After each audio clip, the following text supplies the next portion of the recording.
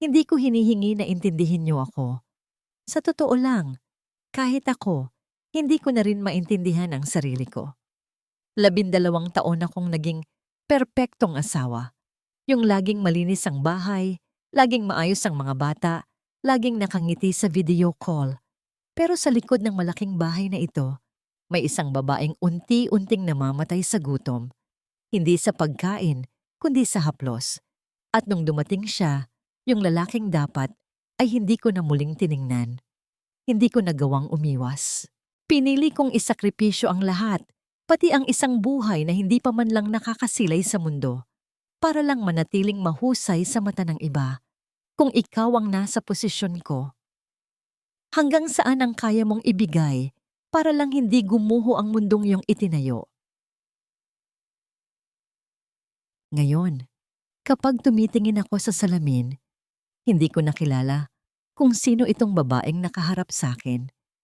Minsan tinatanong ko ang sarili ko, kailan ba talaga nagsimulang maging abo ang lahat? Siguro nung araw na hinayaan kong pumasok si Liam sa bahay. O baka mas maaga pa, nung mga gabing nakatitig lang ako sa kisame, binibilang ang bawat patak ng gripo habang hinihintay ang ring ng telepono ko mula sa Dubai. Sana pala, hinayaan ko na lang na sira yung gripong yon. Maganda ang bahay namin. Dream house. Ika nga ni Mark, maputi ang mga kurtina, laging makintab ang mga demarmol na sahig at lahat ng gamit ay nasa tamang lugar. Pero alam niyo ba kung anong pakiramdam ng tumira sa isang museum? Maganda tingnan, pero bawal hawakan, bawal madumihan, at higit sa lahat, walang buhay. Ganoon ang buhay ko sa loob ng 7 taon, habang si Mark ay nasa ibang bansa. Hon, nakapagpadala na ako. Pambayad sa tuition ng mga bata. Tapos yung extra, ipagawa mo yung gate. Ang laging bungad niya sa tawag. Walang, kumusta ang puso mo? Walang sab, namimiss ko ang amoy ng buhok mo. Ang pag-ibig namin, naging listahan na lang ng mga resibo at bayarin. Naging transaksyon. At ako ang manager ng buhay na hindi ko na maramdamang akin. Isang Martes nun. Mainit. Yung klase ng init na nanunuot sa ilalim ng balat mo kahit naka-aircon ka. Sira ang lababo sa kusina. Tumatawag ako kay Mark pero hindi siya sumasagot. Busy sa site o baka natutulog dahil sa time difference. Ang biyenan ko naman, si Mama Vanji, nasa kabilang kwarto, abala sa panonood ng kanyang mga teleserye. Naririnig ko ang boses ng mga aktor mula sa kabilang pader, nagsisigawan, nagmamahalan. Ang ingay ng palabas, pero bakit ang tahimik sa kusina ko? Bakit ba kailangang maging ganito katahimik? Hanggang sa tumunog ang doorbell. Sab, pinapunta ako ni Mark. Sabi niya may sira raw dito. Si Liam. Hindi ko inaasahang siya ang darating. Alam ni Mark na magkabata kami ni Liam, pero hindi niya alam na bago siya dumating sa buhay ko, si Liam ang nagturo sa akin kung paano tumibok ang puso ng isang dalagita. Matagal na yon. Dapat bang kinalimutan ko na? Siguro. Pero ang alaala, parang alikabok yan. Kahit anong punas mo, may naiiwan pa rin sa mga sulok. Pinasok ko siya. 3 bagay ang agad kong napansin sa kanya nung hapong yon. Una, yung suot niyang dark blue na polo shirt na may bahid ng grasa sa manggas. Tanda na galing siya sa trabaho. Pangalawa, yung amoy niya. Pinaghalong peppermint at yung matapang na amoy ng sigarilyo na hindi ko alam kung bakit. Pero parang ang sarap lang hapin kumpara sa amoy ng bleach at floor wax sa loob ng bahay ko. At pangatlo, yung maliit na pilat sa bandang buko ng kamay niya. Naalala ko pa nung nakuha niya yon nung high school kami. Pasok ka, Liam. Sabi ko, ang boses ko bahagyang nanginig. Hindi dahil sa takot. Dahil siguro sa gulat na may ibang tao sa loob ng bahay ko na hindi ako tinitingnan bilang asawa ni Mark o ina ng mga bata. Tiningnan niya ako bilang, si Sabrina, ang laki na ng pinagbago ng bahay niyo, Sab. Parang kailan lang nung huli akong nakapunta rito, hindi pa tapos yung pintura. Sabi niya habang inilalapag ang toolbox niya sa sahig. Ang tunog ng bakal sa marmol ay bumasag sa katahimikan na matagal ko nang kinamumuhian. Oo, ganun talaga. Marami nang nagbago. Sagot ko. Hindi ko alam kung bakit pero nung sinabi ko ang salitang nagbago, parang may kung anong kumurot sa dibdib ko. Tumingin siya sa akin. Hindi yung tingin na nag-uusisa, kundi yung tingin na nakakaunawa. Yung tingin na parang sinasabi niyang, alam ko, Sab, alam kong hindi ka masaya. Ayos ka lang ba? Tanong niya. Simple lang. Pero nung mga oras na yon, yun ang pinakamahirap na tanong na kailangan kong sagutin. Huminga ako ng malalim. Pilit akong ngumiti. Yung ngiting pang video call kay Mark. Oo naman. Pagod lang sa gawaing bahay. Nagsimula siyang gumawa sa ilalim ng lababo. Ako na naman, nanatili lang sa tabi niya. Nag-aabot ng kung ano-anong kailangan niya. Riles, tornilyo, basahan. Sa bawat pag-abot ko, nararamdaman ko ang init ng balat niya kapag nagtatama ang aming mga daliri. Isang segundo lang. Minsan, wala pang isang segundo. Pero bawat dikit, parang kuryenteng gumagapang sa braso ko patungo sa puso kong tuyot na tuyot na. Sab, yung wrench, pakisuyo, inabot ko ang wrench. Sa pagkakataong ito, hindi niya agad kinuha. Nanatili ang kamay niya sa ibabaw ng kamay ko. Malamig ang bakal ng wrench, pero ang init ng palad ni Liam ang siyang nanatili sa isip ko. Tumingala siya sa akin mula sa pagkakaluhod sa sahig. Ang lapit niya. Sobrang lapit na naaamoy ko na ang hininga niya. Sa loob ng kwarto, narinig ko ang malakas na tawa ni Mama Vanjie sa pinapanood niya. Isang paalala na hindi ako nag-iisa sa bahay na ito. Isang paalala na may mga mata at taingang nagmamasid. Dahan-dahan kong binawi ang kamay ko. Kape. Gusto mo ng kape? Tanong ko. Halos pabulong na. Ngumiti siya. Hindi yung nangiting mapanukso, kundi yung nangiting parang may alam na hindi ko kayang sabihin. Sige, isang tasa lang. Habang nagtitimpla ako ng kape, nakatitig lang ako sa likod niya. At sa kauna-unahang pagkakataon, sa loob ng maraming taon, naramdaman kong uminit ang mukha ko. Hindi dahil sa init ng tubig, kundi dahil sa isang pakiramdam na akala ko ay ibinaon ko na kasama ng mga lumang sulat ko nung kabataan. Hanggang ngayon, tinatanong ko pa rin ang sarili ko. Kung tumalikod na kaya ako nung sandaling yon at hindi na lumabas ng kusina, magiging ganito pa rin kaya ang katapusan ng kwento ko. Ang tasa na ginamit ko para sa kanya ay yung paborito kong asul na mug. May maliit na lamat sa gilid, pero iyon ang pinakamagandang hawakan dahil sakto ang init sa palad. Nung mga sandaling yon, ang tunog lang ng kutsarang kumakalantog sa seramika ang bumabasag sa katahimikan ng kusina. Kling, kling, kling. Parang alarm clock na nagbabala, pero hindi ko pinansin. Inilapag ko ang kape sa harap niya sa breakfast nook. Umupo siya, pagod na pagod. Napansin ko ang isang butil ng pawis na gumagapang mula sa sintido niya pababa sa kanyang panga. Gusto ko sanang kumuha ng tissue at punasan yon, pero pinigilan ko ang sarili ko. Humawak ako ng mahigpit sa gilid ng counter. Salamat, Sab, sasabi niya. Sabay higop. Eksakto ang timpla mo, hindi nagbago. Paano mo naman nalaman na hindi nagbago? Biro ko. Kahit ang totoo ay kinakabahan ako. Ang tagal na nung huling beses kitang naitimpla ng kape. Tumingin siya sa akin, direkta sa mga mata ko. May mga bagay na kahit gaano katagal na ang lumipas, hindi mo makakalimutan ng lasa. Parang ikaw. Natahimik ako. Alam ko kung saan patungo ang usapang ito. At dapat sana ay pinutol ko na. Dapat sana ay nagpanggap akong hindi ko narinig. Pero ang totoo, gutom ako sa ganoong klaseng pansin. Gutom ako sa mga salitang may kahulugan bukod sa presyo ng bigas o bayad sa kuryente. Liam, wag ganyan, sabi ko. Pero wala yung tala sa boses ko. Parang pakiusap na huwag tumigil kaysa utos na huminto. Anong ganyan, Sab? Ang magsabi ng totoo? Inilapag niya ang mug at bahagyang sumandal. Nakikita kita sa mga post mo sa Facebook. Nakangiti ka, oo. Pero ang mga mata mo, hindi sila tumatawa. Kilala kita, Sab. Mas kilala kita kaysa sa pagkakakilala sa'yo ng asawa mo ngayon. Wala kang alam sa buhay namin ni Mark. Pagtatanggol ko. Pero kahit ako, nararamdaman ko ang hina ng sarili kong depensa. Eksaktong sandaling yon, narinig ko ang pagbukas ng pinto ng kabilang kwarto. Ang tunog ng tsinelas ni Mama Vanjie sa sahig. Shlak, shlak, shlak, ay parang kulog sa pandinig ko.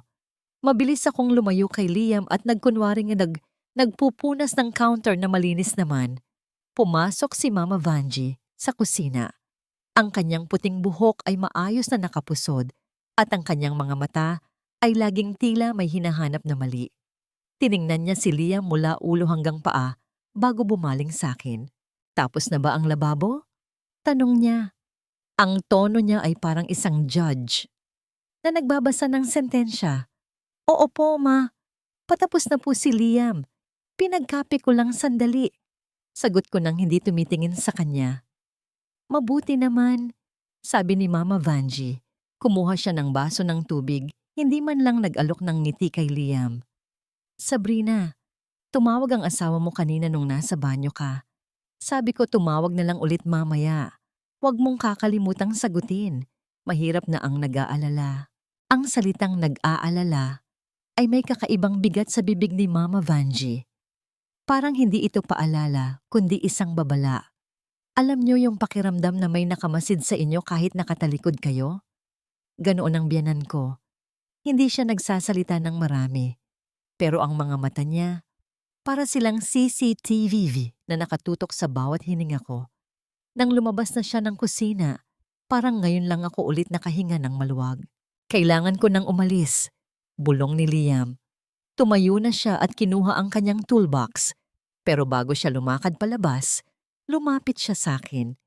Hindi sapat para magkadikit kami, pero sapat para maramdaman ko muli ang init na nanggagaling sa kanya. Sab, ito ang bago kong number, sabi niya. Sabay abot ng isang maliit na piraso ng papel. Gusot na ito.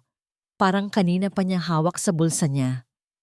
Kung kailangan mo ng kahit ano, o kung gusto mo lang ng kausap, tawagan mo ako, kahit anong oras. Tiningnan ko ang papel. Tiningnan ko ang pinto kung saan kakalabas lang ni Mama Vanjie. Alam ko ang tama. Alam ko ang dapat kong gawin. Dapat kong itapon ang papel na yon sa basurahan. Dapat kong sabihin sa kanya na huwag na siyang babalik. Pero ang ginawa ko, kinuha ko ang papel at mabilis na isinilid sa bulsa ng duster ko. Salamat, Liam, sabi ko. Nung gabing yon, habang katabi ko ang mga anak ko sa kama, hindi ako makatulog. Hawak ko ang cellphone ko, naghihintay sa tawag ni Mark. At nung tumawag siya, nung marinig ko ang boses niya na nagrereklamo tungkol sa init sa Dubai at kung gaano kamahal ang bilihin dun, naramdaman ko ang isang matinding lumbay. Hon, nakikinig ka ba? Tanong ni Mark sa kabilang linya. Oo, Hon, nakikinig ako. Pagsisinungaling ko. Pero ang totoo, ang iniisip ko ay yung lamat sa asul na mog at yung init ng kamay ni Liam nung hapong yon. Kinuha ko ang maliit na papel mula sa ilalim ng unan ko at tinitigan ang mga numero na nakasulat dun. Parang may sariling buhay yung mga numero. Inaakit akong pindutin ang mga ito. Isang text lang naman. 'Di ba? Isang salamat sa pag-ayos ng lababo. Wala namang masama dun. Pero sa loob-loob ko, alam kong ang unang text na yon ay hindi lang pasasalamat. Iyon ang unang bato na itatapon ko sa isang tahimik na lawa. At ang mga alon na lilikhain nito ay sisira sa lahat ng bagay na pinahalagahan ko. Hanggang ngayon, habang inaalala ko ang gabing yon, iniisip ko, paano kung pinunit ko ang papel na yon? Paano kung hindi ko sinagot ang tawag ng tukso? Siguro, hindi ako ganito kasing lungkot ngayon.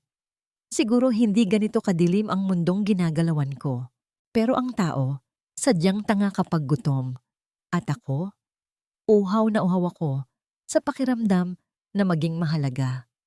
Kinabukasan, nung umalis si Mama Vanji para mamalengke, nanginginig ang mga daliri ko habang itinatype ang mensahe. Liam, salamat ulit kahapon. Ang laki ng tulong mo. Hindi lumipas ang 1 minuto. Nag-vibrate ang phone ko. Kahit anong oras, Sab, para sa'yo, laging may oras. Doon nagsimula ang lahat. Sa isang simpleng text na parang wala lang. Pero ang totoo, iyon na ang hatol sa aking kamatayan bilang isang tapat na asawa. Naging mabilis ang mga sumunod na araw. 1 linggo na kaming palihim na nagte-text ni Liam. Alam niyo ba yung pakiramdam na para kang bumalik sa pagiging teenager? Yung itatago mo yung phone mo sa ilalim ng unan? O kaya ay dadalhin mo hanggang sa banyo para lang mabasa yung reply niya nang walang nakakakita. Minsan, habang nagluluto ako ng hapunan, biglang magva-vibrate ang phone ko sa bulsa ng duster ko. Mapapangiti ako nang hindi ko namamalayan. Anong niluluto mo, Sab? Siguradong masarap yan. Text ni Liam. Adobo lang. Paborito ng mga bata. Sagot ko. Swerte naman ng mga anak mo. At ni Mark. Sana ako rin. Matikman ko muli ang luto mo. Simple lang ang mga salita niya. Pero bakit parang may kasamang haplos? Bakit mas nararamdaman ko ang presensya ni Liam na nasa kabilang kalsada lang kaysa kay Mark na nasa kabilang panig ng mundo? Isang gabi, habang nagvi-video call kami ni Mark, hindi ako makatingin ng diretso sa camera. Hon, parang ang lalim ng iniisip mo? Tanong ni Mark. Nakasuot siya ng safety vest. Mukhang galing lang sa trabaho at pagod na pagod. May problema ba sa bahay? Si Mama, ang mga bata. Wala, Hon. Pagod lang talaga ako. Maraming nilabhan kanina. Pagsisinungaling ko. Ang bigat sa dibdib na magsinungaling sa taong wala namang ginawa, kundi ang magpakapagod para sa amin. Tumingin ako sa paligid ng kwarto namin. Yung wedding photo namin na nakasabit sa dingding. Yung malaking kama na kalahati lang ang may gumagamit. Sige na, magpahinga ka na. Mahal kita, Sab. Sabi ni Mark bago niya pinatay ang tawag. Mahal din kita. Sagot ko. Pero ang salitang mahal ay parang isang tuyot na dahon na nalaglag lang sa bibig ko. Walang buhay, walang lasa. Pagkababa ng call, tumunog ang Viber ko mula kay Liam. Gising ka pa? Tingin ka sa bintana. Kinabahan ako. Dahan-dahan kong hinawi ang kurtina ng kwarto ko sa 2 palapag.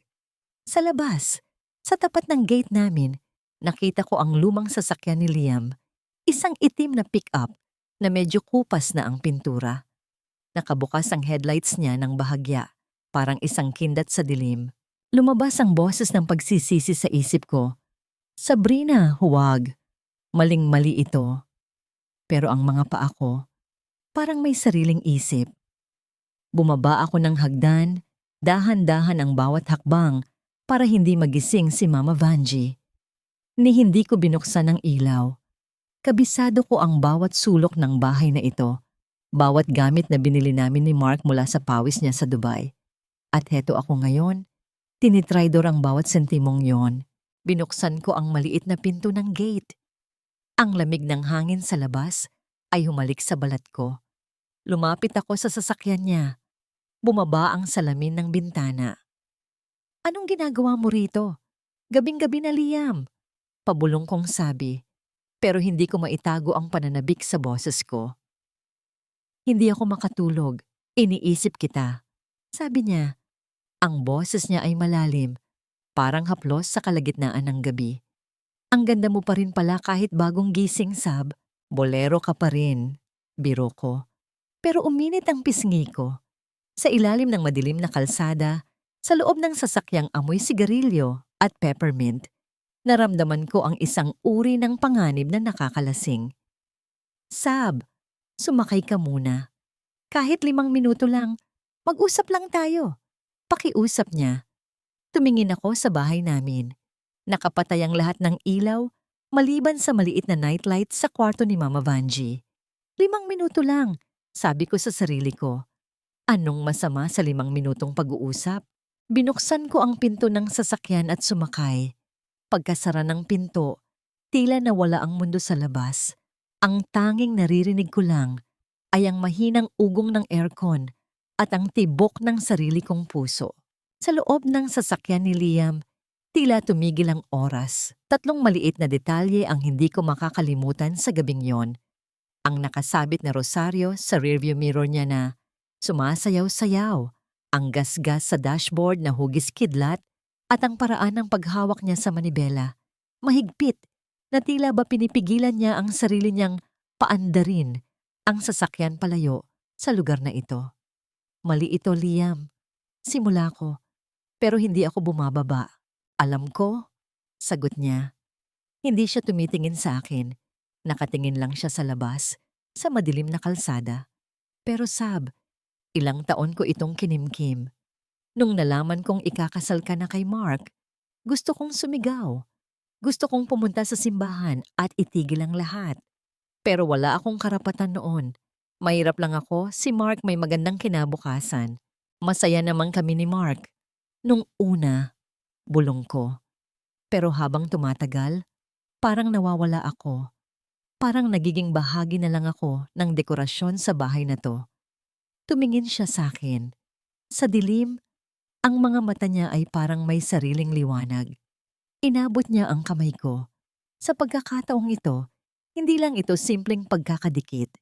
Hinawakan niya ang kamay ko, binalot ng malaki at magaspang niyang palad ang maliliit kong daliri. Dito ka lang, Sab. Kahit sandali lang, huwag mo munang isipin na asawa ka o ina. Isipin mo lang na ikaw si Sabrina, yung Sabrina na nakilala ko sa ilalim ng puno ng mangga nung high school tayo. Naramdaman ko ang pag-init ng mga mata ko. Hindi ko alam kung bakit pero bigla akong naluha. Siguro dahil sa pagod. Siguro dahil sa konsensya. O siguro dahil sa katotohanang ngayon ko lang ulit naramdaman na may nakakakita sa tunay na ako. Dahan-dahan niyang inilapit ang mukha niya sa akin. Naamoy ko na ang peppermint sa hininga niya. Pumikit ako. Alam ko ang susunod na mangyayari. Alam ko na ito na ang punto na wala nang balikan. Pero, bago pa man magtagpo ang aming mga labi, isang malakas na liwanag ang tumama sa sasakyan mula sa labas. Mabilis akong kumalas. Ang puso ko ay parang lalabas na sa dibdib ko sa takot. Isang sasakyan ang dumaan. Ang aming kapitbahay na si Mang Carding. Pauwi na yata mula sa kanyang shift sa factory. Huminto ang sasakyan niya sandali sa tapat namin bago nagpatuloy sa pagpasok sa kanilang gate. Kailangan ko nang pumasok, sabi ko. Halos hindi ako makahinga. Liam, umalis ka na. Please. Sab, umalis ka na. Pagmamatigas ko, binuksan ko ang pinto at patakbong pumasok sa gate namin. Hindi ko na siya nilingon. Pagpasok ko sa loob ng bahay, sumandal ako sa pinto. Madilim, tahimik. Pero sa gitna ng dilim, nakita ko ang isang anino sa dulo ng pasilyo. Si Mama Vanji. Nakatayo siya doon, hawak ang isang baso ng tubig. Hindi ko makita ang mukha niya sa dilim, pero nararamdaman ko ang titig niya. Isang titig na parang bumubutas sa aking pagkatao. Bakit ka galing sa labas, Sabrina? Gabing-gabi na. Malamig niyang tanong. Ma, tiningnan ko lang po kung nakalock yung gate. Parang may narinig po kasi akong kaluskos. Mabilis kong palusot. Ang boses ko ay nanginginig. Halatang nagsisinungaling. Hindi siya sumagot agad.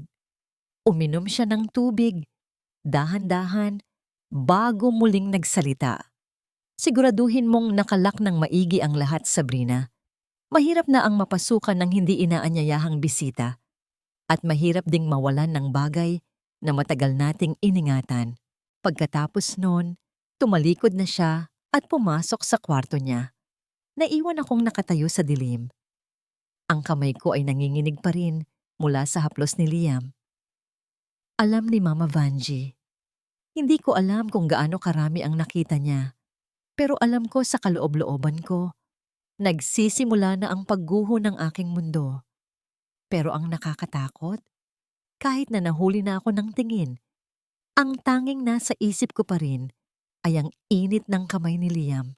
Tangga na kong tanga. Pero nung gabing yon, mas pinili kong yakapin ang kasalanan kaysa sa kaligtasan ng aking dangal. Simula nung gabing nahuli ako ni Mama Vanjie, o kahit na nagpapanggap lang siya na hindi niya alam, naging mas maingat ako. Ngunit ang pag-iingat ay lalo lamang nagdagdag ng excitement. Para kaming mga bata na naglalaro sa gitna ng apoy, alam naming mapapaso kami pero hindi namin maiwasang lumapit. Ang mga text ay hindi na lang basta, "Kumusta?" Naging mas matapang na, "Miss na kita." Yung amoy ng buhok mo nung nasa sasakyan ka. Mensahe ni Liam isang tanghali habang abala ako sa pagtutupi ng mga damit ni Mark. Napaupo ako sa kama. Ramdam ko ang pagbilis ng tibok ng puso ko. Hindi ko na kailangang mag-isip ng isasagot. Ang mga daliri ko ay kusa ng gumagalaw. "Dito ka na lang. Huwag ka nang umalis sa isip ko."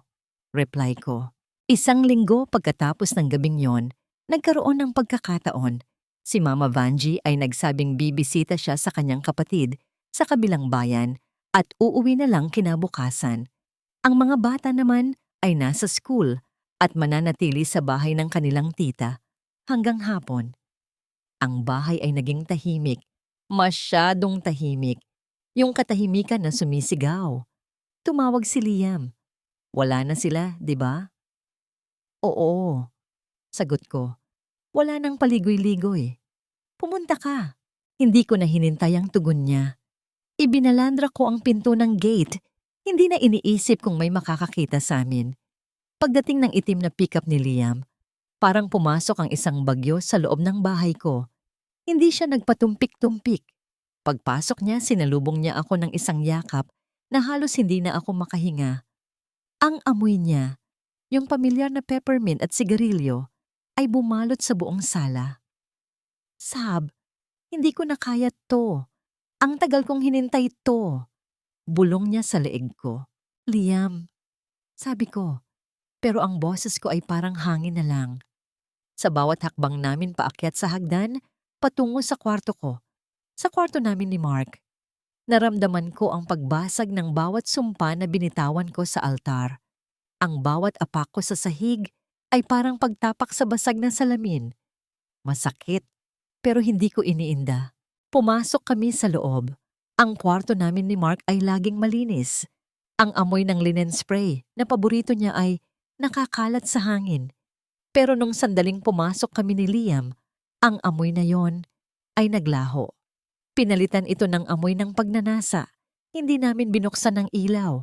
Ang tanging liwanag na pumasok ay mula sa siwang ng kurtina na nagbibigay ng anino sa bawat kilos namin. Sa mga sandaling yun, wala akong inisip na asawa. Wala akong inisip na anak. Wala akong inisip na biyenan. Ako lang, si Sabrina. Ang babaeng uhaw na uhaw sa pagmamahal, sa haplos, sa pakiramdam na siya ang sentro ng mundo ng isang lalaki. Habang nakahiga kami, hinaplos niya ang mukha ko. Ang mga daliri niya ay bakas ang bawat bahagi ng pisngi ko, tila ba nagkakabisado ng isang mapa na matagal na niyang gustong pasukin. "Ang ganda mo, Sab. Bakit ba pinabayaan ka ni Mark na mabulok dito?" Tanong niya. Hindi ako sumagot. Hindi ko gustong pag-usapan si Mark. Si Mark ang dahilan kung bakit ako perpekto sa labas. Pero si Liam ang nagpaparamdam sa akin na buhay ako sa loob. Nag-fade to black ang lahat. Sa bawat haplos niya, sa bawat hapdi ng katotohanan na ito ay kasalanan, lalo ko lang naramdaman ang lalim ng aking pagkahulog. Hindi ito pag-ibig, alam ko yon. Ito ay pagtakas. Isang maruming pagtakas mula sa isang malinis na buhay. Pagkatapos ng lahat, nung tahimik na ang paligid at naririnig ko na lang ang paghinga naming dalawa, tumingin ako sa kisame. Doon, nakita ko ang wedding photo namin ni Mark na nakasabit sa tapat ng kama. Ang mga ngiti namin sa larawan ay parang nangungutya sa akin. "Ano ang ginawa mo, Sabrina?" Tanong ng boses sa loob ko. Sab, okay ka lang? Tanong ni Liam, sabay yakap sa bewang ko. Oo, pagsisinungaling ko ulit. Okay lang ako, pero ang totoo, sa bawat segundong lumilipas, ramdam ko ang bigat ng kasalanan na unti-unting pumapatong sa dibdib ko. Ito na yung punto na wala na akong balikan. Ang pintuan ng aking perpektong buhay ay sarado na at ang susi ay itinapon ko na sa bangin. Nung gabing yon, habang pauwi si Liam at nag-iisa na lang ako sa malaking kama, napagtanto ko ang isang bagay. Ang pinakamasakit na parte ng pandaraya ay hindi yung ginagawa mo sa asawa mo. Ang pinakamasakit ay yung pandaraya mo sa sarili mo na kaya mong maging masaya kahit ang pundasyon ng kaligayahan mo ay nakatayo sa ibabaw ng isang malaking kasinungalingan. At ang kasinungalingan na yon ay nagsisimula pa lang lumaki. Hindi na lang ito basta ugnayan, naging laro na ito ng survival. Survival of my image. Si Mama Vanjie ay parang naging anino ko. Hindi siya nagtatanong, hindi siya nagpaparinig, pero ramdam ko ang presensya niya. Minsan, habang nag-aayos ako ng labada sa likod bahay, mararamdaman ko na lang na nakatayo siya sa bintana, pinapanood ang bawat kilos ko.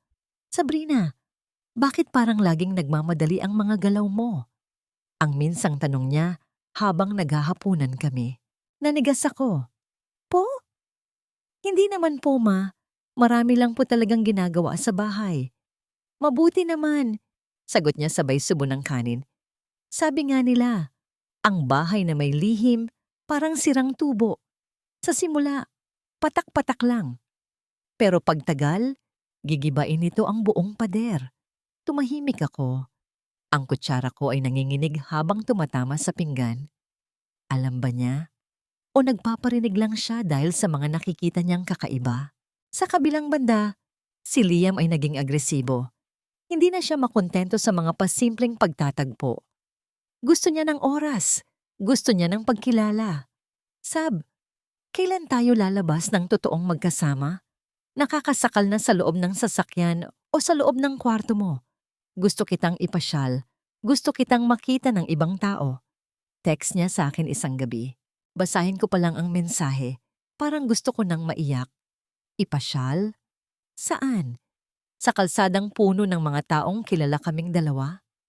Sa mga kaibigan namin na hanga sa matatag na relasyon namin ni Mark? Liam, please, wag mong gawin to sa akin. Alam mo ang sitwasyon ko. Reply ko. Takot ka ba? O nahihiya ka lang na makita na ang perpektong asawa ay kasama ang lalaking hindi mo asawa? Ang reply niya ay parang sampal. Masakit pero totoo. Nahihiya ba ako? Oo. Pero ang totoo, natatakot ako.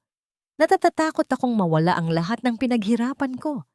Ang bahay, ang respeto ng ibang tao, ang kinabukasan ng mga bata. Isang hapon, habang nasa grocery store ako, nakita ko si Liam sa dulo ng aisle. Hindi kami dapat magkita doon. Pero naroon siya, nakatingin sa akin. Hindi siya lumapit. Tiningnan niya lang ako. Isang tingin na puno ng pangungulila at pangaasar. Dahil sa kaba, mabilis kong kinuha ang mga gamit ko at nagmadaling pumunta sa counter.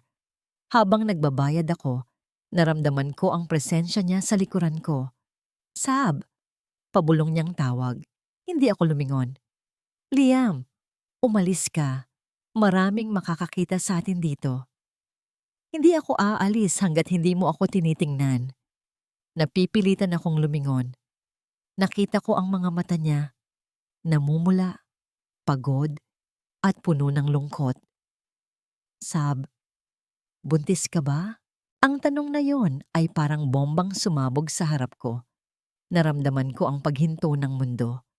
Ang cashier, ang mga taong dumadaan, ang ingay ng tindahan, lahat ay biglang naging mute. Anong pinagsasabi mo? Nauutal kong sagot. Napansin ko lang, sa mga kilos mo, sa mga pagkain mo. Sab, sabihin mo sa akin ang totoo. Umiwas ako ng tingin. Hindi ko alam kung paano siya sasagutin. Ang totoo, lampas 2 linggo na ang delay ko. Inisip ko na stress lang. Inisip ko na dahil lang ito sa pagod. Pero nung binigkas niya ang salitang buntis, parang may kung anong malamig na kamay na humawak sa sikmura ko. Liam, umalis ka na. Pag-uusapan natin to sa text. Hindi, matigas niyang sabi. Tawagan mo ako mamayang gabi. Pag-usapan natin kung ano ang susunod nating gagawin. Nagmamadali akong lumabas ng tindahan. Ang puso ko ay parang sasabog. Habang nagmamaneho pawi, hindi ko mapigilang hawakan ang tiyan ko. Buntis? Ako? Kung totoo man to, hindi lang ito simpleng pagtataksil. Ito ay isang ebidensya na hindi ko kailanman maitatago. Isang buhay na magpapatunay sa lahat ng kasalanang ginawa ko. Pagdating ko sa bahay, sinalubong ako ni Mama Vanji sa may sala. Nakaupo siya, nagbabasa ng dyaryo, pero alam kong hinihintay niya ako. Ang tagal mo, Sabrina. Nakabili ka na ba ng kailangan mo? Opo, Ma. Sagot ko habang inilalapag ang mga pinamili ko. Tumingin siya sa akin. Ang mga mata niya ay tumigil sa tiyan ko sandali bago bumalik sa dyaryo. Mabuti naman. Magpahinga ka. Mukha kang namumutla. Naramdaman ko ang paglamig ng buong katawan ko. Parang alam niya. Parang alam ng lahat. Ngayong gabi, kailangan kong kumpirmahin ang lahat. Pero habang nakatingin ako sa mga gamit na binili ko, ang tanging naiisip ko ay, kung totoo man ito, sino ang magiging ama? At paano ko ito ipapaliwanag kay Mark? Ang takot na dati ay maliit lang. Ngayon ay naging isang dambuhalang multo na humahabol sa akin sa bawat sulok ng bahay na ito. Ang banyo ay amoy bleach at sabon. Isang malinis na lugar para sa isang maruming sikreto. Nakaupo ako sa gilid ng bathtub. Ang mga binti ko ay parang hindi ko pagmamay-ari. Nakapatong sa sahig ang pregnancy test. 2 guhit. Pula. Malinaw. Parang may sumuntok sa sikmura ko. Hindi ito panaginip. Hindi ito maling alarm. 2 guhit. 2 buhay na nakataya. 2 ama na hindi pwedeng maging pareho. Panginoon, bakit? Bulong ko. Walang sagot kundi ang lagaslas ng gripo. Tiningnan ko ang sarili ko sa salamin. Ang babaeng nakatingin sa akin ay mukhang natatakot na bata. Hindi ang babaeng inaasahan ng lahat na maging matatag. Sa ulo ko, naghahalo ang boses ni Mark, ang boses ni Liam, at ang boses ni Mama Vanji na tila laging nakabantay sa bawat galaw ko. Sabrina, bakit parang laging nagmamadali ang mga galaw mo? Bumalik sa isip ko ang tanong na yon ni Mama Vanji. Posible bang alam niya? Posible bang nakikita niya ang pagbabago sa katawan ko bago ko pa man ito mapansin? Biglang may kumatok sa pinto. Sabrina, tagal mo sa loob. May problema ba?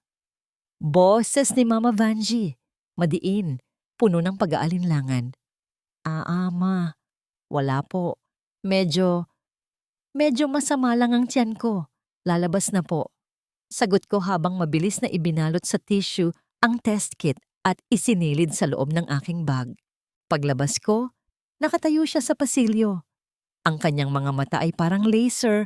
Sinusuri ang bawat ekspresyon sa mukha ko. Hindi siya kumikilos. Hinihintay niya akong magsalita. Ayos ka lang ba talaga? Tanong niya. Opo, Ma. Pagod lang po siguro sa paglalakad kanina. Sagot ko. Pilit nang ngumiti. Mabuti. Dahil kung may kung anumang nangyayari sa bahay na ito, mas mabuti nang malaman ko ngayon kaysa malaman ko kapag huli na ang lahat. Tumalikod na siya at naglakad patungo sa kwarto niya. Ang bawat yabag niya ay parang martilyong tumatama sa dibdib ko. Alam niya. Sigurado ako. Alam niya. Pagpasok ko sa sarili kong kwarto, mabilis kong kinuha ang phone ko. Kailangan kong makausap si Liam. Kailangan ko ng kasangga. Kailangan ko ng sagot. Liam, positive. Tinipa ko ang mensahe. Ang mga daliri ko ay nanginginig. Hindi lumipas ang 3 minuto. Tumunog ang phone ko. Hindi lang message. Tumatawag siya. Sab, totoo? Boses niya, ramdam ko ang halo ng kaba at excitement. Sab, anong gagawin natin? Pwede nating ayusin to. Pwede tayong magsama. Iwanan mo na si Mark. Baliw ka ba, Liam? Pabulong kong sigaw habang nililingon ang pinto para siguraduhing walang nakikinig. Paano ang mga bata? Paano ang pamilya ko? Hindi mo alam ang sinasabi mo. Bakit mas gusto mo bang itago yan habang buhay? Sab, anak natin yan. Anak natin? Humagik-hik ako ng mapait. Ang luha ko ay nagsimulang pumatak. Liam, sa mata ng batas, asawa ni Mark ang tatay niyan. Sa mata ng mundo, anak yan ni Mark. Kung malalaman nilang sa'yo galing to, tapos na ako. Tapos na tayo. Hindi natin hahayaang mangyari yon. Sab, makinig ka. Hindi ko alam, Liam. Hindi ko alam. Binaba ko ang tawag. Nakahiga ako sa kama. Nakatingin sa kisame. Ang dilim ay parang yumayakap sa akin. Sa isang tabi, naroon ang pangarap ko na magkaroon ng buhay na masaya. Sa kabilang tabi, naroon ang katotohanan ng aking ginawa. Isang buhay na ang kapalit ng aking mga pagkakamali. At sa bawat oras na lumilipas, nararamdaman ko ang pagbigat ng sikreto. Hindi lang ito sikretong pwedeng ibaon sa nakaraan. Ito ay sikretong lalaki, at balang araw ay magkakaroon ng mukha. Sa gitna ng aking pag-iisip, may narinig akong mahinang yabag sa labas ng pintuan ko. Tumigil ang yabag sa tapat ng pinto ko. Huminto ang hininga ko. Tok, tok, tok. Sabrina, buksan mo ang pinto. Kailangan nating mag-usap. Boses ni Mama Vanji. At sa tono ng boses niya, alam kong hindi ito usapang ordinaryo. Ito na ang katapusan ng aking laro. Hindi siya pumasok.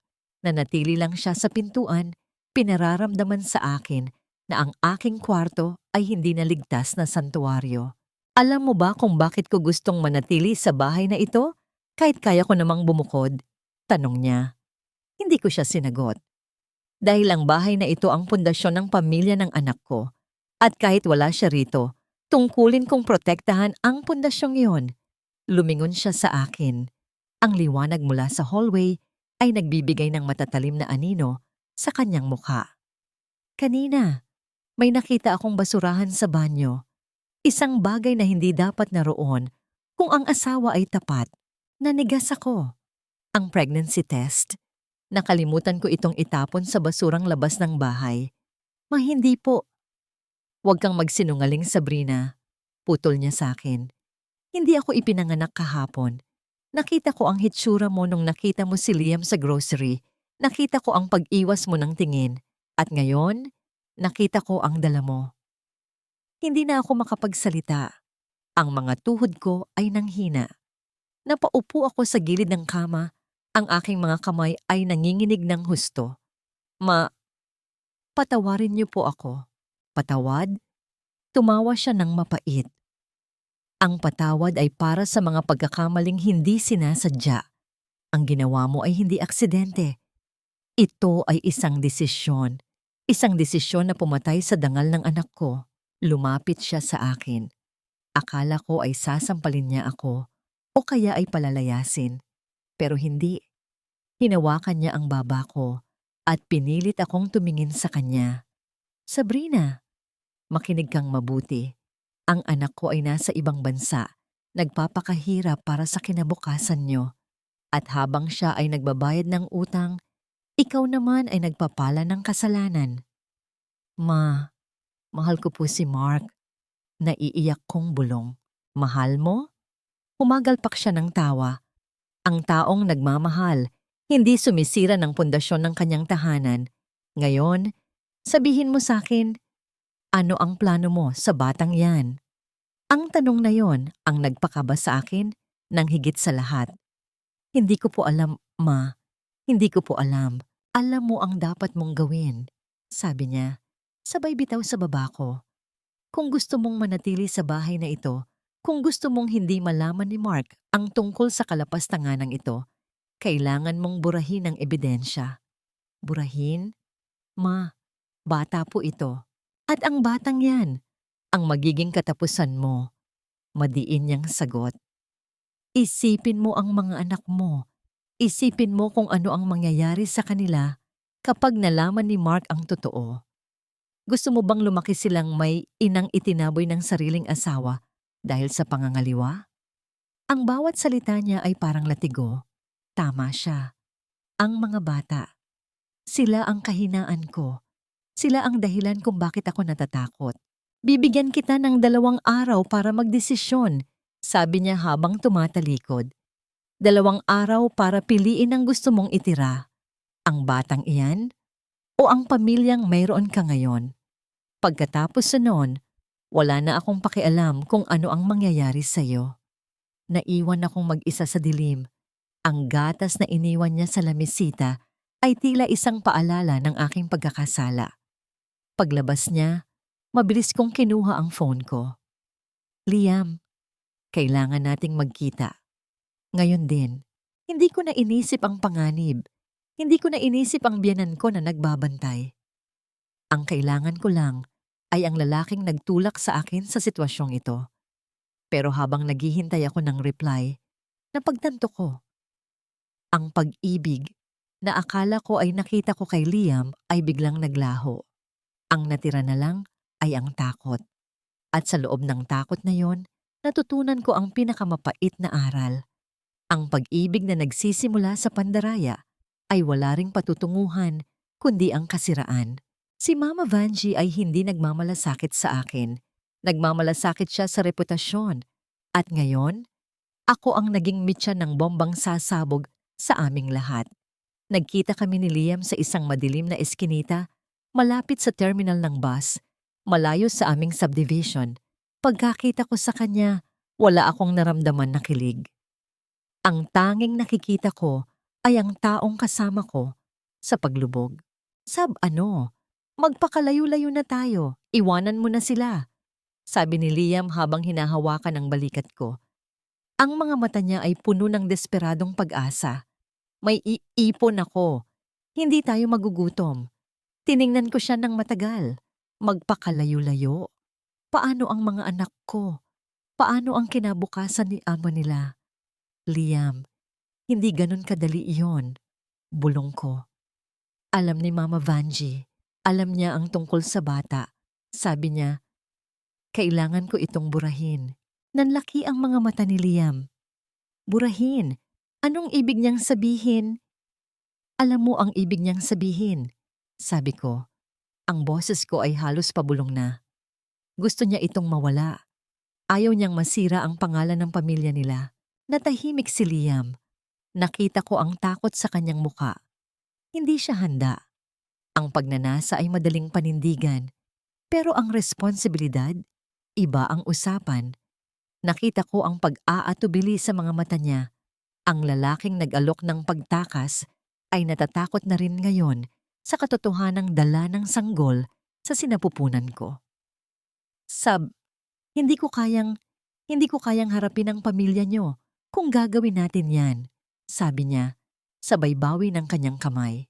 Kaya mo ba akong iwan ngayon? Tanong ko. Ang tanong na yon ay isang pagsusulit. Gusto kong malaman kung hanggang saan ang pag-ibig niya.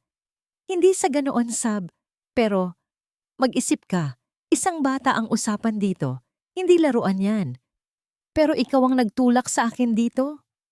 Sigaw ko, kahit mahina lang. Ikaw ang nagpilit na magkita tayo. Ikaw ang nagtanim ng ideyang pwede tayong maging tayo. Umalis ako sa harap niya. Hindi ko na kailangan ang sagot niya. Alam ko na. Mag-isa lang ako. Ang lalaking akala ko ay magiging sandigan ko ay isa lang din palang anino na naglaho nung dumating na ang matinding araw. Pag-uwi ko sa bahay, sinalubong ako ng katahimikan. Pero pagdating ko sa kusina, nakita ko si Mama Vanjie na nakaupo, naghihintay. Sa harap niya ay may nakapatong na sobre, isang makapal na sobre. Alam ko kung saan ka galing, sabi niya nang hindi tumitingin sa akin. Nakipagkita ka sa kanya. Mukhang hindi kanya kayang panindigan, ano? Napayuko ako. Narito ang pera, sabi niya, sabay tulak sa sobre. Sapat na ito para sa pamamaraan na gusto ko. Pumunta ka sa klinika na ito bukas. Huwag kang mag-alala. Kilala nila ako. Walang tanong-tanong. Tiningnan ko ang sobre. Ang kapal nito ay simbolo ng pagbili sa aking konsensya. Hindi ko po kaya. Tumayo siya at lumapit sa akin. Ang bango ng kanyang pabango ay nakakasakal. Sabrina, hindi ito tanong. Ito ay utos. Kung gusto mong manatili sa bahay na ito, kung gusto mong hindi malaman ni Mark ang tungkol sa kalapastanganang ito, bukas, dapat wala na ang batang iyan. At kapag ginawa ko po ito, ano ang kasiguruhan na hindi niyo sasabihin kay Mark? Tumingin siya sa akin ng matalim. Dahil kung sasabihin ko sa kanya, masisira ang pamilya ko. Hindi ko hahayaang mangyari yun. Gagawin ko ang lahat para protektahan ang pangalan namin, kahit pa kailangan kitang tapakan. Ang sakit, ang hirap, ang bawat paghinga ko ay parang may nakabara sa aking lalamunan. Pumasok ako sa kwarto ko at ikinulong ang sarili.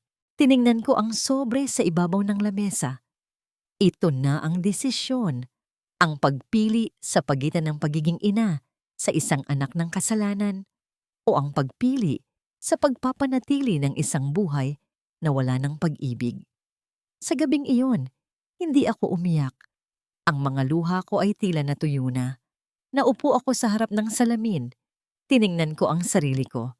Isang babaeng perpekto sa labas, ngunit sa loob, isang bangkay na naghihintay na lang ilibing.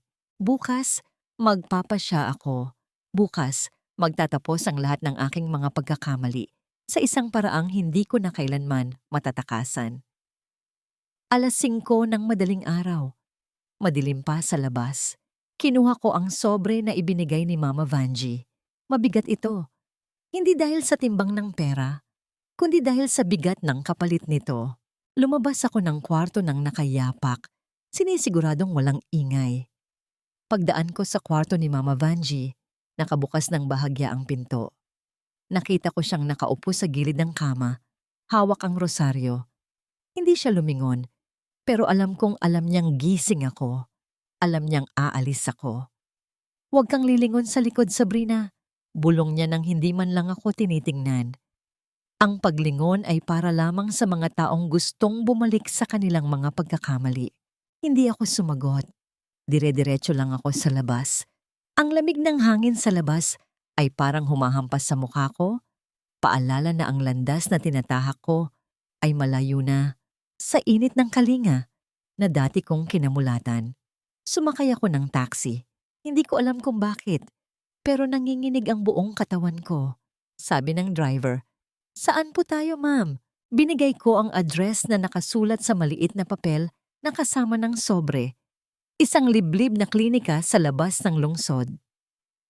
Habang bumabiyahe, nakatingin lang ako sa bintana. Ang mga puno, ang mga poste, ang mga bahay, lahat ay lumilipas ng mabilis. Parang ang buhay ko na unti-unti ring naglalaho.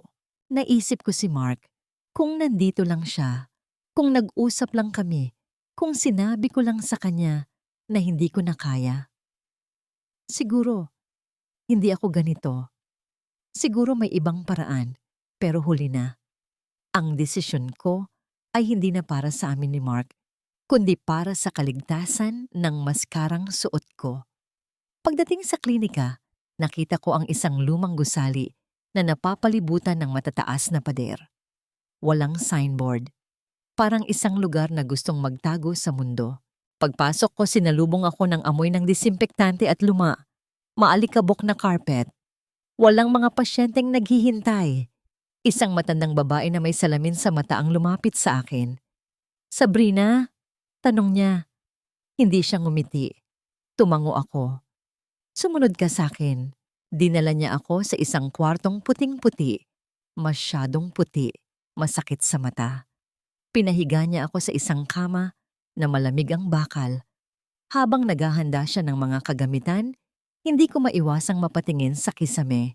Doon, may isang maliit na bitak. na parang hugis ng isang bata. "Huwag kang matakot," sabi ng matanda. "Tapos na ito, bago mo pa mamalayan." Habang nakatingin ako sa kisame, biglang pumasok sa isip ko ang mukha ni Liam nung una kaming nagkita. Ang ngiti niya, ang pangako niya, lahat ng iyon, kasinungalingan. At si Mark, ang pagod niya sa Dubai para lang sa amin, kasinungalingan din. Ang tanging totoo lang sa mundong ito ay ang buhay na nasa loob ko na ngayon ay kukunin na nila. "Ma'am, sandali lang po," sabi ko. Ang boses ko ay halos pabulong na. Bakit? Pwede, pwede po bang magdasal muna?" Tiningnan niya ako ng matagal, parang nagtataka kung bakit pa ako magdarasal kung alam ko namang mali ang ginagawa ko. Pero tumango siya at lumabas ng kwarto. Nang mag-isa na lang ako, hinawakan ko ang tiyan ko. Ang aking mga luha ay nagsimulang pumatak, hindi na mapigilan. "Patawad," bulong ko. "Patawad dahil hindi kita kayang protektahan sa mundong ito na puno ng mga taong tulad ko." Sa sandaling iyon, sa gitna ng katahimikan ng klinika, naramdaman ko ang isang matinding pagsisisi, yung uri ng pagsisisi na hindi na mababayaran ng kahit anong pera o pagtatago. Napagtanto ko na ang pagtakas ko ay hindi lang pagtatakas sa responsibilidad. Ito ay pagtatakas sa sarili ko. Pero nung akmang babangon na ako para tumakas, bumukas ang pinto. Pumasok ang matanda. May dalang hiringgilya. Ang kanyang mga mata ay parang nagsasabing, "Wala ka ng takas." Ang pintuan ay naisara. Ang susi ay pinihit. At alam ko, sa oras na ito, hindi lang ang bata ang mawawala sa akin. Ang buong pagkatao ko ay tuluyan ng mabubura. Paglabas ko ng klinika, hapon na. Ang sikat ng araw ay parang nangungutya. Napakaliwanag, napakainit. Samantalang sa loob ko, para akong nilalamon ng isang walang katapusang kadiliman. Sumakay ako ng taxi, pauwi. Hindi ako nakatingin sa labas. Nakatitig lang ako sa sarili kong mga kamay na nakapatong sa aking tiyan. Isang tiyan na ngayon ay wala na ang buhay, na kailanman ay hindi ko man lang naging kakampi. Pagdating ko sa gate, nakita ko ang itim na pickup ni Liam na nakaparada sa malayo. Hindi siya bumaba. Nakatanaw lang siya. Hindi ko siya nilingon. Hindi ko na siya kaya pang tingnan. Si Liam ay naging simbolo na lang ng lahat ng maling desisyon na nagdala sa akin sa puntong ito. Pagpasok ko sa bahay, sinalubong ako ng amoy ng nilulutong hapunan. Amoy adobo. Amoy tahanan. Isang tahanan na hindi ko na nararamdaman na sa akin. "Nandyan ka na pala." Boses ni Mama Vanjie mula sa kusina. Hindi siya lumingon. "Magbihis ka at kumain. Huwag kang mag-iwan ng bakas." Ang bawat salita niya ay parang latigo. Huwag mag-iwan ng bakas. Ganoon lang ba kadali iyon? Burahin ang isang buhay at magpatuloy na parang walang nangyari? Umakyat ako sa kwarto.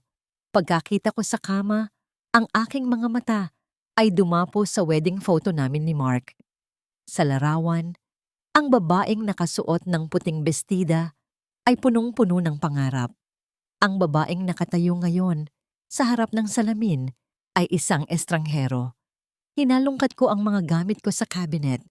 Nakita ko ang mga sulat na itinago ko noong nagsisimula pa lang kami ni Mark. Binasa ko ang isa. "Hon, hindi man tayo mayaman ngayon. Sisiguraduhin ko na, sa pagbalik ko, lahat ng luha mo ay mapapalitan ng ngiti." Napatakip ako ng bibig para pigilan ang aking hikbi. Ang luhang ipinangako niya na mapapalitan ng ngiti, ngayon ay nagiging dagat na humihila sa akin pababa. Maya-maya, tumunog ang phone ko. Mensahe mula kay Liam. "Sab, patawarin mo ako. Hindi ko kayang harapin ang nangyari. Aalis ako ng lungsod. Huwag mo na akong hahanapin." Napahagalpak ako ng tawa.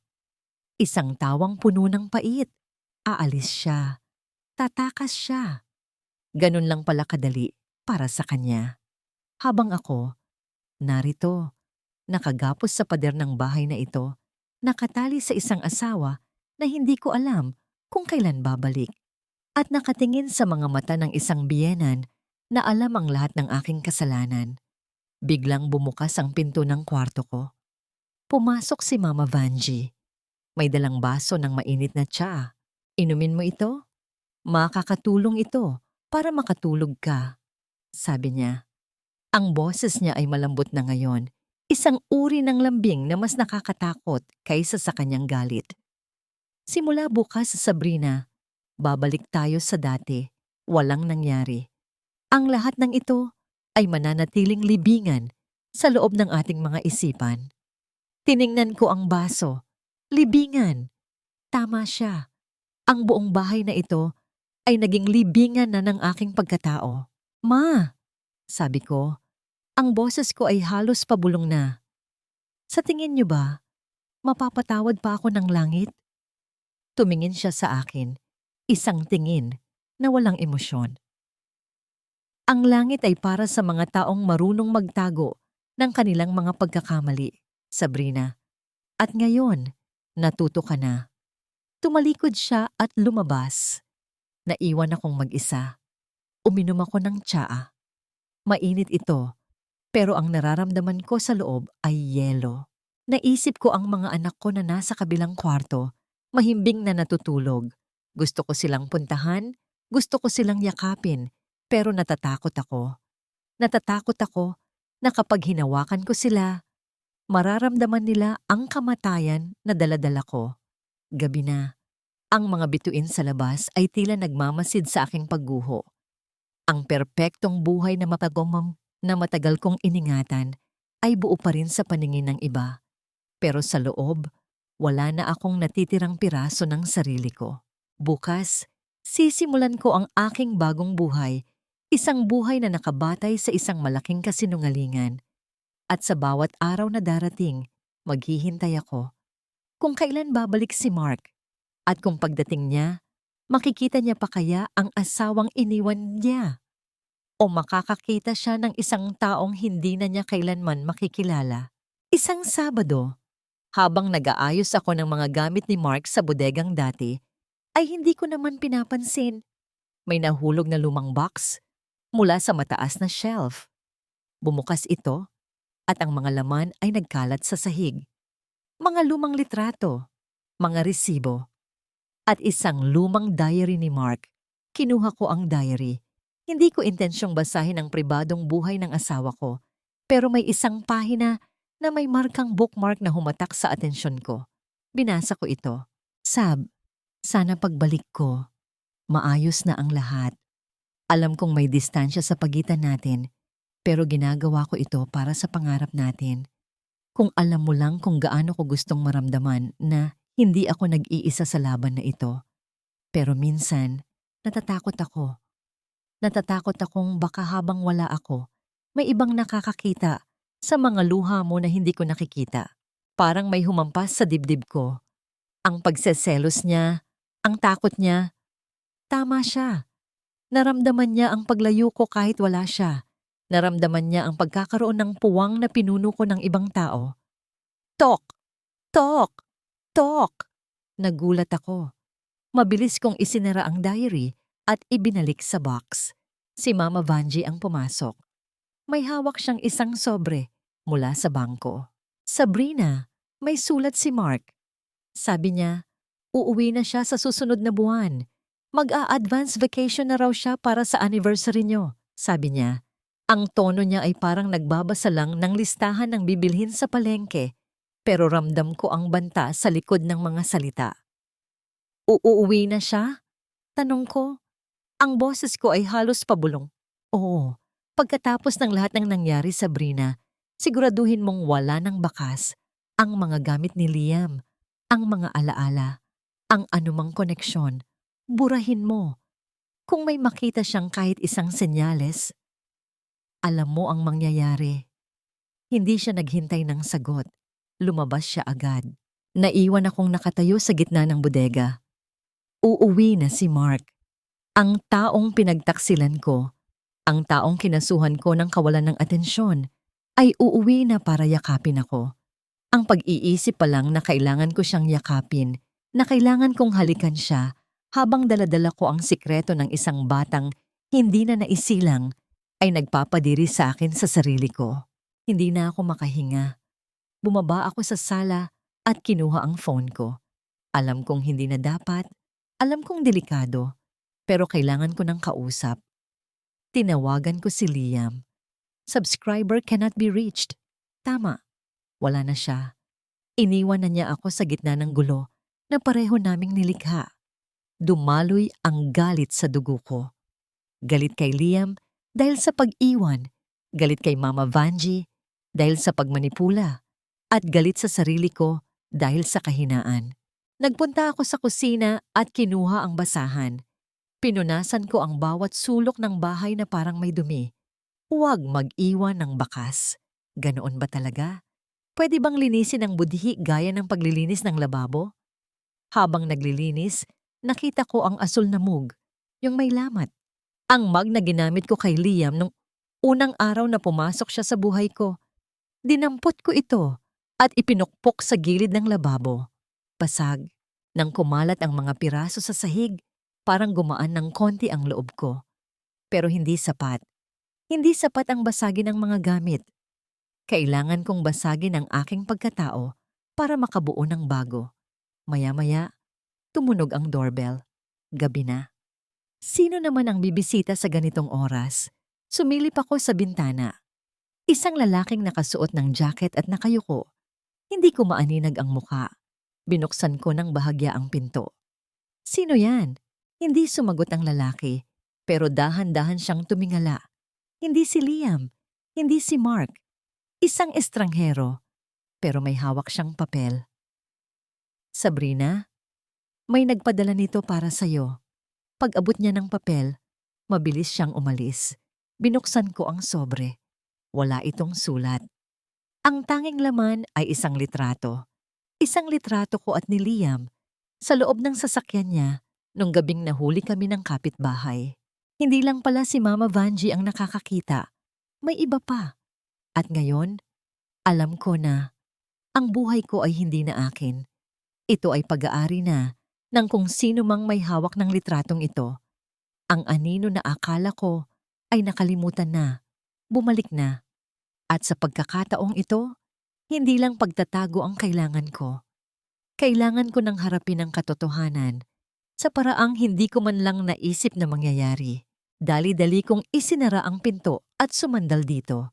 Nanginginig ang mga kamay ko. Sino? Si Mang Carding na nakakita sa amin noon? O baka isa sa mga kapitbahay na laging nakadungaw sa bintana? Hindi ako makahinga. Ang bahay na ito ay hindi na bahay. Ito ay isang tanghalan. At may mga manunood na naghihintay sa aking susunod na pagkakamali. Tinago ko ang litrato sa loob ng isang libro sa library. Isang lugar na alam kong hindi bibuksan ni Mama Vanjie. Pagkatapos, umakyat ako sa kwarto at nagtalukbong ng kumot. Pero kahit anong pilit kong itago ang sarili ko, nararamdaman ko ang presensya ng panganib sa labas ng pintuan. Tok, tok, tok. Mabilis akong bumangon. Si Mama Vanjie na naman. Sabrina, buksan mo ang pinto. May tumawag sa akin kanina. Isang lalaki. Hindi niya sinabi ang pangalan niya, pero may binanggit siyang litrato. Nanlamig ako. Narinig ko ang paghinto ng dugo ko. Ma, tungkol saan po yun? Buksan mo ang pinto. Madiin niyang utos. Pagbukas ko, nakita ko siyang may hawak na telepono. Nakatingin siya sa akin na parang isang hayop na handa ng sumunggab. Sinabi niya na mayroon siyang ebidensya. Gusto niya ng pera. Gusto niya ng 500,000 para hindi ito makarating kay Mark.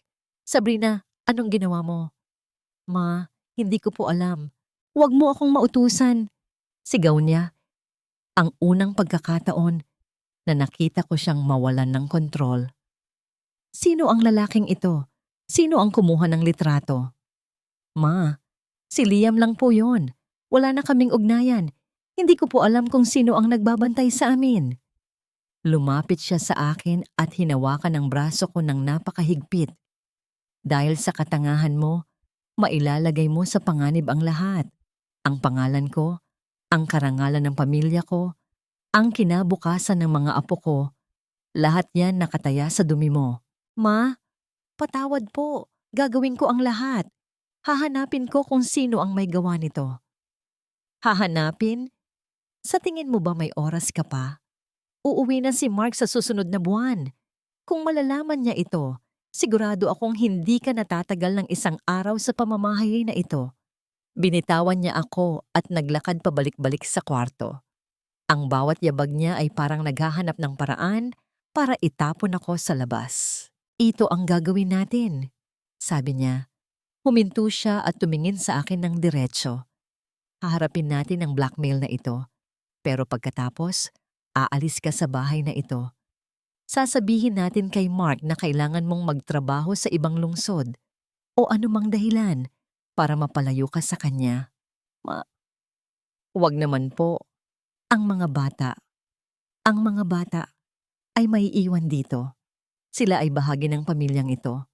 Ikaw? Ikaw ay naging pasanin na lang. Ang sakit na naramdaman ko ay hindi na maipaliwanag. Hindi lang pala ang pangarap ko ang mawawala. Mawawala rin ang karapatan ko sa sarili kong mga anak. Iyon ang presyo ng aking bawal na pag-ibig. Nang gabing iyon, mag-isa akong naupo sa balkonahe. Tiningnan ko ang mga ilaw ng subdivision. Lahat sila ay masaya. Lahat sila ay may tahimik na buhay. Samantalang ako, nakikipaglaro sa apoy at natatalo. Biglang tumunog ang phone ko. Isang mensahe mula sa number na hindi nakasave. Masarap ba ang pakiramdam na nakikita mo ang pagguho ng mundo mo? Bukas, kailangan ko ang pera. Sa ilalim ng puno ng nara sa parke, 2:00 ng madaling araw. Huwag kang magdadala ng pulis o ipadala ko ang litratong ito kay Mark.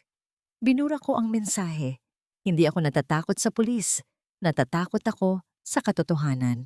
Habang nakatingin ako sa dilim, naramdaman ko ang bigat ng desisyon. Bukas, kailangan kong magnakaw ng pera mula sa savings namin ni Mark. Pera na pinaghirapan niya sa gitna ng init ng disyerto para lang bilhin ang katahimikan ng taong sumisira sa akin. Ang bawal na pag-ibig na akala ko ay magbibigay ng kulay sa buhay ko. Ngayon, ay nagiging itim na tinta na bumubura sa bawat magandang pahina ng aking nakaraan. Mark, patawad. Kung alam mo lang kung gaano ako kadesperadong itago ang lahat ng ito, baka mas pinili mo na lang na hindi na bumalik. 2:00 ng madaling araw. Ang subdivision ay balot ng matinding katahimikan. Ang tanging ingay ay ang mahinang ugong ng sasakyan ko habang dahan-dahan kong nilalabas ito sa garahe. Bawat kalansing ng metal sa gate ay parang sirenang nagbababala. Pero walang gumising. Wala silang kaalam-alam na ang babaeng inaakala nilang natutulog ng mahimbing ay naglalakad na patungo sa bitayan. Ang pera ay nasa loob ng isang lumang paper bag na ginamit ko rin sa grocery noon. 500,000 piso. Ang perang ipon namin ni Mark para sa kolehiyo ng mga bata, para sa emergency, para sa pangarap. Inilabas ko ito sa cabinet kung saan alam kong hindi titingin si Mama Vanjie. Sa bawat hawak ko sa mga bundle, nararamdaman ko ang pawis ni Mark, ang pagod niya, ang sakripisyo niya. Patawad, Mark. Ninanakawan kita hindi lang ng pera, kundi ng dignidad. Pagdating ko sa parke, ang paligid ay madilim.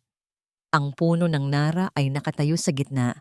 Ang mga sanga nito ay parang mga daliri na humahawi sa hangin. Huminto ako sa tapat nito. Huminga ako ng malalim, pilit na pinapakalma ang puso ko na parang gustong kumawala sa aking dibdib. Nandito na ako, bulong ko sa dilim. Sino ka? Ipakita mo ang sarili mo. Walang sumagot.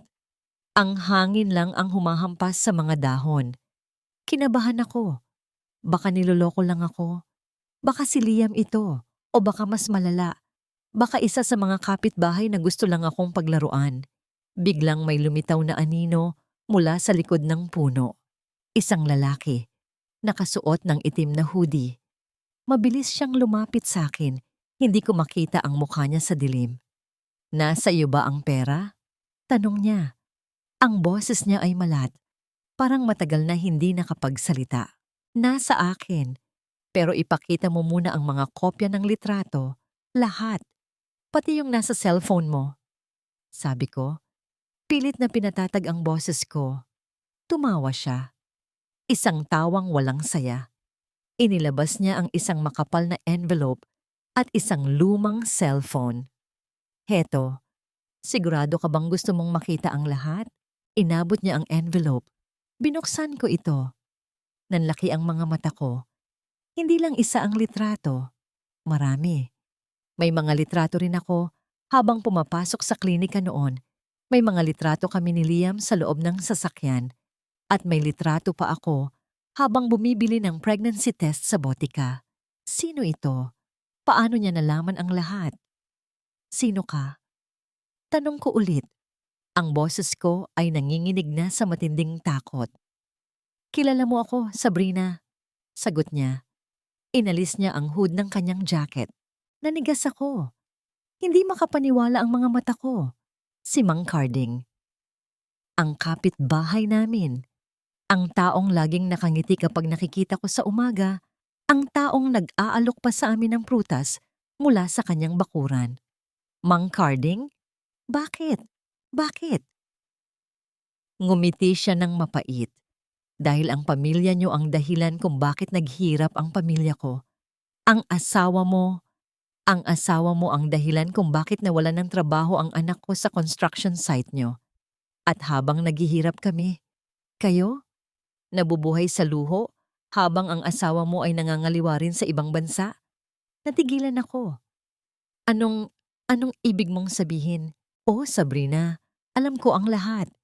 Hindi lang ikaw ang manloloko sa pamilyang yan. Ang asawa mo, matagal na ring may kinakasamang iba sa Dubai. Hindi ka lang nag-iisa sa dumi. Parang gumuho ang lupa sa paanan ko. Si Mark? May iba rin? Lahat ng sakripisyo, lahat ng perang pinapadala, para lang sa ibang babae? Ngayon, ibigay mo na ang pera. Utos niya, ibinigay ko ang bag. Hindi ko na inisip ang pera. Ang sakit na naramdaman ko ay mas matindi pa sa takot. Nagsisinungaling kaming dalawa. Nagpapanggap kaming perpekto habang pareho kaming nagtataksil sa isa't isa sa magkaibang dulo ng mundo. Umalis si Mang Carding sa dilim, naiwan akong nakatayo sa ilalim ng puno. Nakatingin ako sa kawalan. Ang lahat ng ginawa ko, ang pagkakasala, ang pag-aaborsyon, ang pagpapanggap, lahat ay walang saysay. Naramdaman ko ang isang matinding kalayaan, pero ito ay kalayaang puno ng pait. Wala na akong dapat itago, wala na akong dapat ipaglaban. Ang perpektong buhay na buhay na pilit kong binuo ay isang kastilyong gawa sa buhangin. At ngayon, tuluyan na itong nilamon ng alon ng katotohanan. Habang naglalakad ako pabalik sa kotse, alam ko na ang susunod na hakbang. Hindi na ako uuwi sa bahay na yon.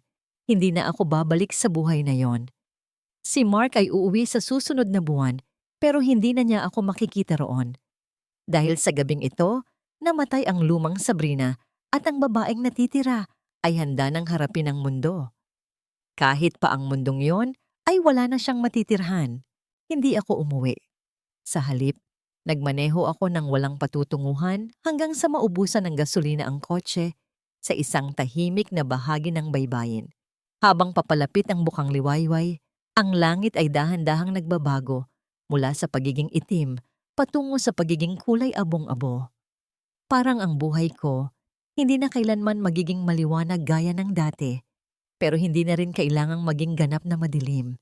Habang nakatanaw ako sa dagat, inisip ko ang mga anak ko. Sila lang ang tunay na biktima sa lahat ng ito. Ang kanilang inang perpekto ay isa palang sinungaling at ang kanilang ama ay may sariling mga lihim sa ibang bansa. Patawad, bulong ko sa hangin. Hindi man ako ang ina na karapat-dapat sa inyo. Sana balang araw, maunawaan ninyo kung bakit kailangan kong lumisan. Hindi na ako bumalik sa bahay.